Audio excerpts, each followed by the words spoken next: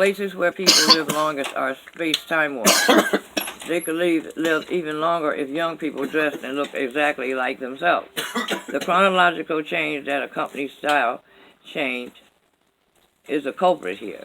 With each new advance in medical science, there is a section discovering cures.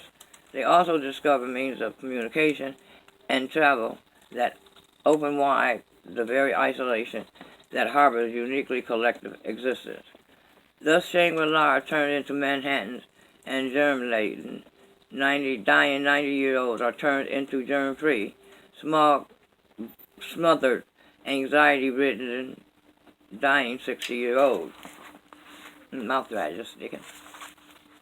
Just as fashion centers of the world promote the quick death, so unchanging environments exist as hubs of longevity.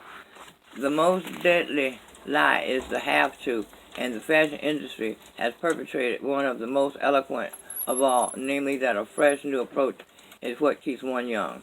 The fresh approach does not keep one young if the person is fresh, young, and vital in spirit.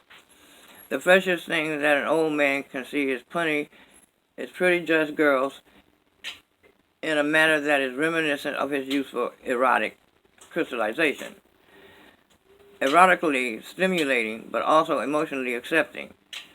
Likewise, an elderly lady will zestfully witness a handsome young man, fresh young blood, attire in the manner of the suitors she wants attracted. She can and does vicariously maintain an aura of attractiveness when confronted by such a man, and it is this very aura, constantly recharged, that will sustain her very life.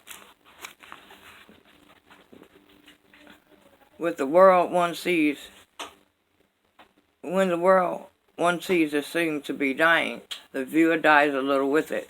A great painter, American painter, Reginald Marsh, exemplifies this truism.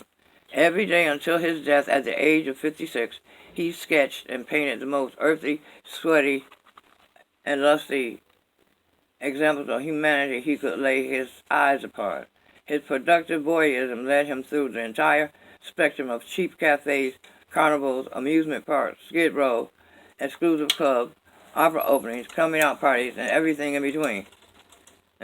His super realistic canvases were jammed with the kind of people he loved to watch in the environment he loved to haunt.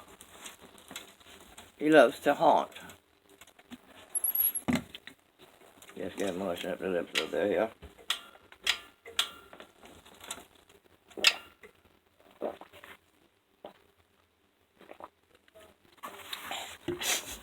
Thank you.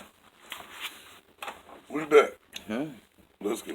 As his closing year approaches, Reginald Marsh grew depressed at the changing scene. New styles were emerging, and it now became more difficult to immerse himself